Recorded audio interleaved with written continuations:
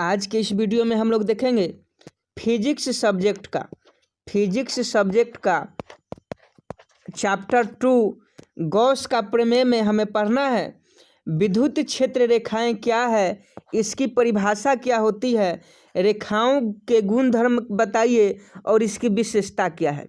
तो आज के इस वीडियो में हम लोग इतने चीज़ों को क्लियर करने वाले हैं, इतना टॉपिक हम पढ़ने वाले हैं।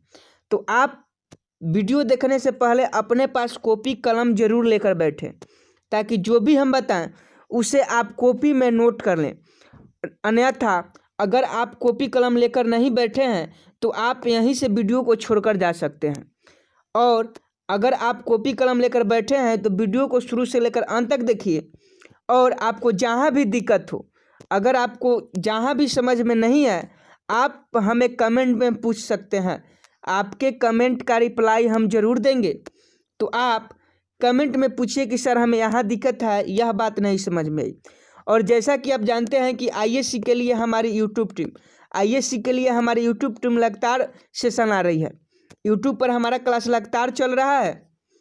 अगर आप नहीं देख रहे हैं तो ये आपकी गलती होगी, क्योंकि हमने फिजिक्स केमिस्ट्री का यूनिट 1 ख़त्म कर दिया है और यूनिट 2 चल रहे हैं। मैथ में भी समाकलन पढ़ा रहे हैं और आप लोग पढ़ भी रहे हैं। तो आप वीडियो को शुरू से लेकर अंत तक देखिएगा, क्योंकि आज के इस वीडियो में हम विद्युत क्षेत्र रेखाएं क्या है, इसकी परिभाषा, इसके गुणधर्म और इसकी विशेषता के बारे में जानने वाले हैं। Electric field lines of force in Hindi में आज डिस्कस करेंगे।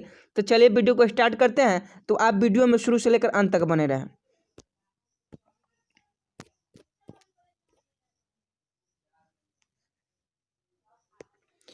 विद्युत क्षेत्र रेखाएं के बारे में पहले हम लोग डिस्कस करते हैं। तो चलिए विद्युत क्षेत्र रेखाएं के बारे में पहले हम लोग डिस्कस कर लेते हैं। हमने बात की थी कि प्रत्येक आवेश अपने चारों ओर एक क्षेत्र उत्पन्न करता है, जिससे वह अन्य आवेशों की उपस्थिति तथा अनुपस्थिति महसूस करता है। इस क्षेत्र को हमने विद्युत क्षेत्र कहता था। पहले ही हम आपको बता दिए हैं कि विद्युत क्षेत्र और विद्युत क्षेत्र की तीव्रता किसे कहते हैं। पहले के वीडियो में हम बता चुके हैं विद्युत क्षेत्र की तीव्रता और विद्युत क्षेत्र किसे कहते हैं। लेकिन आप लोगों ने वीडियो अभी तक नहीं देखा है तो आपके लिए फिर से हम लाए हैं कि हमने बात की थी पिछले वीडियो में कि प्रत्येक आवेश अपने चारों ओर एक क्षेत्र उत्पन्न करता है, जिससे वह अन्य आवेशों की उपस्थिति तथा अनुपस्थिति महसूस करता है। इस क्षेत्र को हमने विद्युत क्षेत्र कहा था। यदि विद्युत क्षेत्र को ग्राफीय रूप में निरूपित किया जाए तो यह कुछ रेखाएं के रूप में प्राप्त होता है। इस ग्राफीय निरूपण को हम विद्युत क्षेत्र रेखाएं कहते हैं। अब विद्युत क्षेत्र की परिभाषा क्या होती है जानते हैं? तो जब एक धन परीक्षण आवेश को विद्युत क्षेत्र में स्वतंत्रता पूर्वक छोड़ा जाता है तो वह जिस पथ का अनुसरण करता है उसे उस विद्युत क्षेत्र की बल रेखा कहते हैं। आप नोट कर लीजिए कॉपी में कि विद्युत क्षेत्र की परिभाषा किसे कहते हैं। तो इसका परिभाषा है, जब एक धन परीक्षण आवेश को विद्युत क्षेत्र में स्वतंत्रता पूर्वक छोड़ा जाता है तो वह जिस पथ का अनुसरण करता है उसे उस विद्युत क्षेत्र के बल रेखा कहते हैं। 19वीं शताब्दी में फैराडे ने विद्युत क्षेत्र रेखाएं की अवधारणा थी। इसकी अवधारणा किसने दी थी? तो 19वीं शताब्दी में फैराडे नामक वैज्ञानिक ने विद्युत क्षेत्र रेखाओं की अवधारणा दी थी। अगर आप इसका PDF पाना चाहते हैं तो आपको हमारे व्हाट्सएप ग्रुप में जुड़ जाना चाहिए। आप हमारे व्हाट्सएप ग्रुप में जुड़कर इसका PDF वहां से प्राप्त कर सकते हैं। तो जिसका लिंक हम इस वीडियो के डिस्क्रिप्शन में दे देंगे, आप हमारे व्हाट्सएप ग्रुप में जुड़िए। अब विद्युत क्षेत्र रेखाओं से संबंधित महत्वपूर्ण गुणधर्म या विशेषता। विद्युत क्षेत्र के महत्वपूर्ण गुणधर्म एवं विशेषताओं के बारे में जानते हैं कि इसकी महत्वपूर्ण विशेषता क्या है। और इस टॉपिक से 5 नंबर का क्वेश्चन आपके एग्जाम में पूछा जाएगा, इसलिए यह टॉपिक आपके लिए बहुत ही महत्वपूर्ण है और आप अपने नोटबुक में नोट करते चलें। पहला विशेषता है, विद्युत क्षेत्र रेखाएं या विद्युत बल रेखा के किसी बिंदु पर खींची गई स्पर्श रेखा उस बिंदु पर विद्युत क्षेत्र की दिशा को व्यक्त करती है।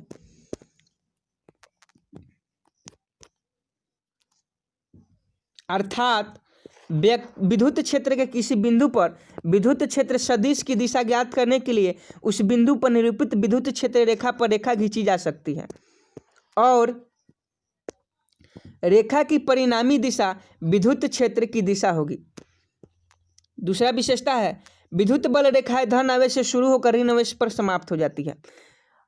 तो विशेषता, दो विशेषता बताएं। अब इस विशेषता को हम चित्र के द्वारा समझने के प्रयास करते हैं। चित्र के द्वारा इस विशेषता को हम समझने का प्रयास करते हैं। आप यहाँ देख रहे हैं कि यहाँ पॉजिटिव है और यहाँ निगेटिव है। आप यहाँ देख रहे हैं कि यहाँ प्लस धन आवेश है और यहाँ माइनस धन आवेश है। तो पहले ही हम बता दिए हैं कि जब एक प्लस और एक माइनस धन आवेश रहता है तो आपस में आकर्षित होता है। आप देख सकते हैं यह आपस में आकर्षित हुआ है। आप इस चित्र के माध्यम से समझ सकते हैं कि आपस में यह क्या हुआ है, आकर्षित हुआ है। तो जब भी प्लस और माइनस को एक साथ रखा जाएगा तो आपस में क्या होगा, आकर्षित होता है। तो आप इस चित्र के माध्यम से समझिए कि जब भी हम दो निगेटिव आवेश माने धन आवेश और ऋण आवेश को रखेंगे तो वह आपस में क्या होगा, आकर्षित होगा। चलते हैं अगला विशेषता में। 3 नंबर विशेषता के बारे में इसके जानते हैं। तीसरा विशेषता है एकल आवेश एक ही आवेश उपस्थित है तो क्षेत्र रेखाएं अनंत से शुरू होती है और अनंत पर ही समाप्त होती है, समाप्त हुई प्रतीत होती है।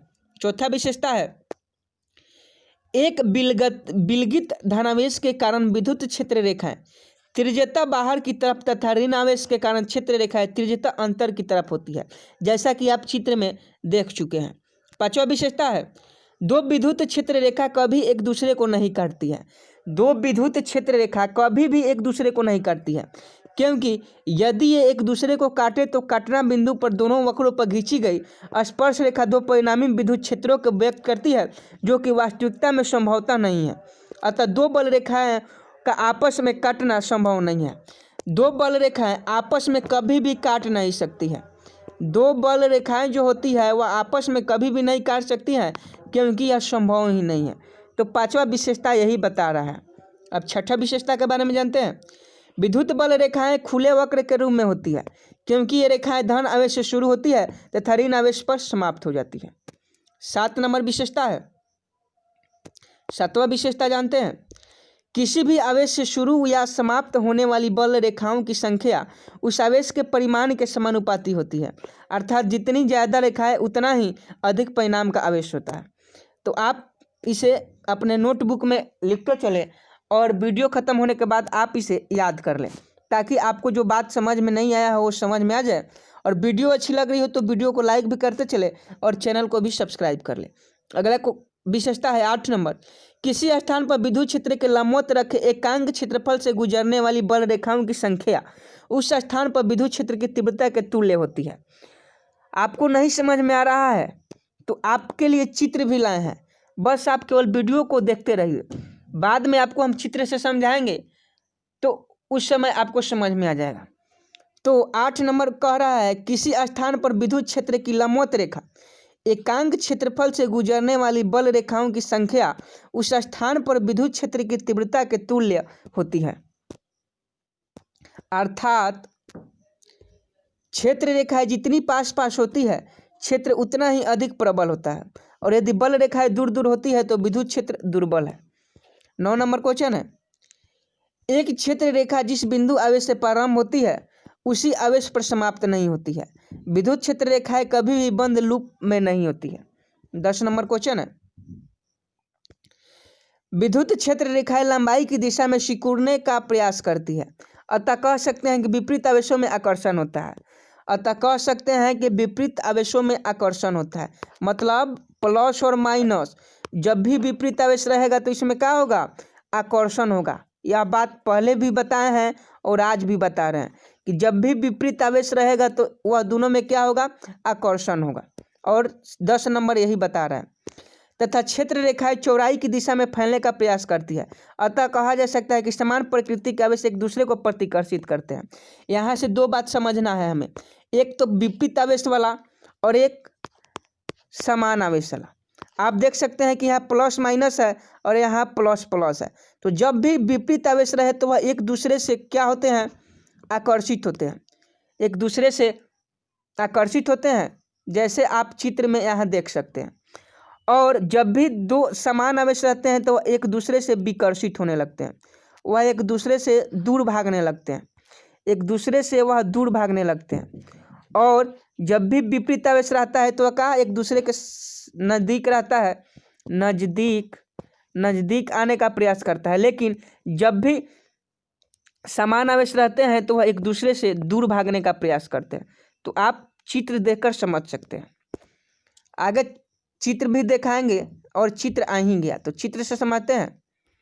पहले देखिए, यहाँ जब प्लस प्लस है, प्लस माइनस है, यहाँ आपके पास दो प्लस माइनस है, तो यह दोनों एक दूसरे को विपरीत एक ही दिशा में नहीं काट रही है, सभी का दिशा अलग अलग है। जैसे यह बाहर की ओर निकल रहा है, यह जो प्लस है यह बाहर की ओर निकल रहा है। ध्यान से आप चित्र को देखिए, इसी चित्र के माध्यम से आपको समझना है। आप देख रहे हैं कि यहाँ जो प्लस है वह बाहर की ओर निकल रहा है, लेकिन यहाँ माइनस में आप देख रहे हैं अंदर की ओर जा रहा है।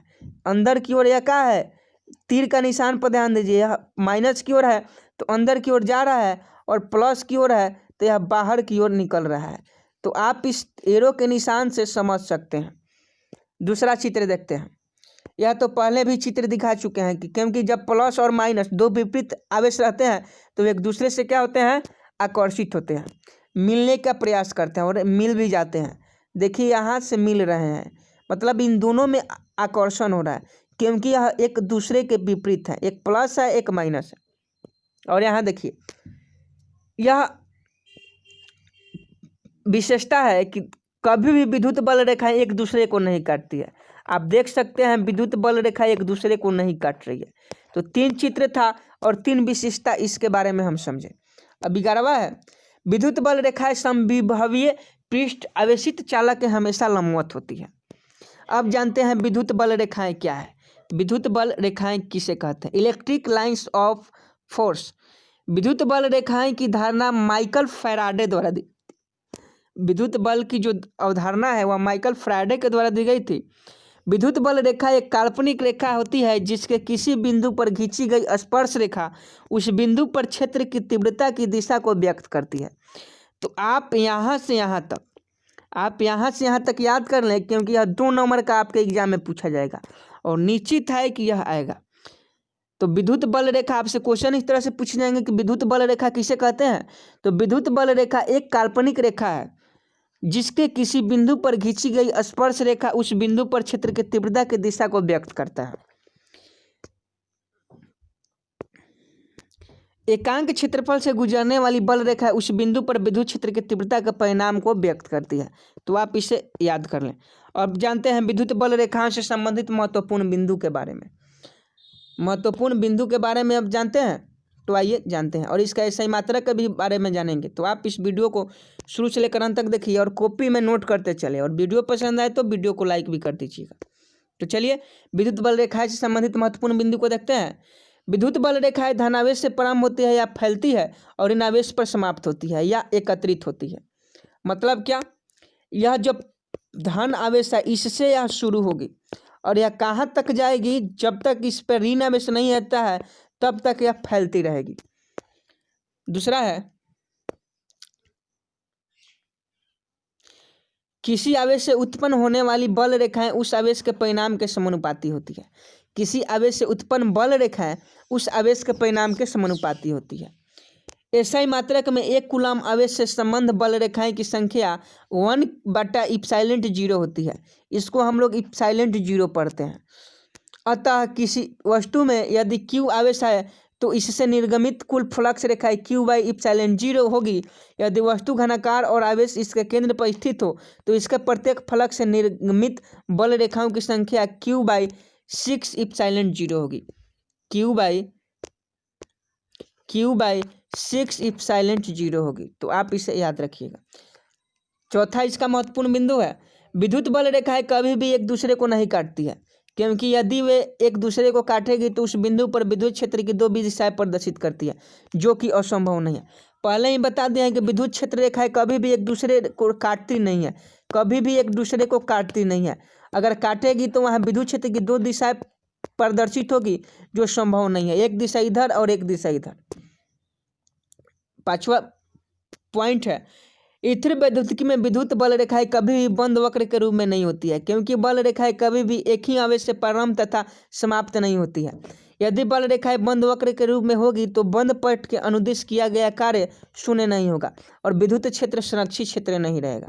तो आप इसे याद रखिएगा। आगे देखते हैं। तो आज के लिए बस इतना ही, 5 ही इंपॉर्टेंट पॉइंट था। उम्मीद करता हूँ आपको वीडियो पसंद आई होगी, और वीडियो पसंद आई होगी तो वीडियो को लाइक कर दीजिएगा, क्योंकि आज की इस वीडियो का टारगेट हम 1 के लाइक रखते हैं। 1 के लाइक आज की इस वीडियो का टारगेट रखते हैं। और अगर आप भी 2021 में इंटर का एग्ज़ाम देने वाले हैं, अगर आप भी 2021 में इंटर का एग्ज़ाम देने वाले हैं, तो आपके लिए यह महत्वपूर्ण चैनल और यह वीडियो है।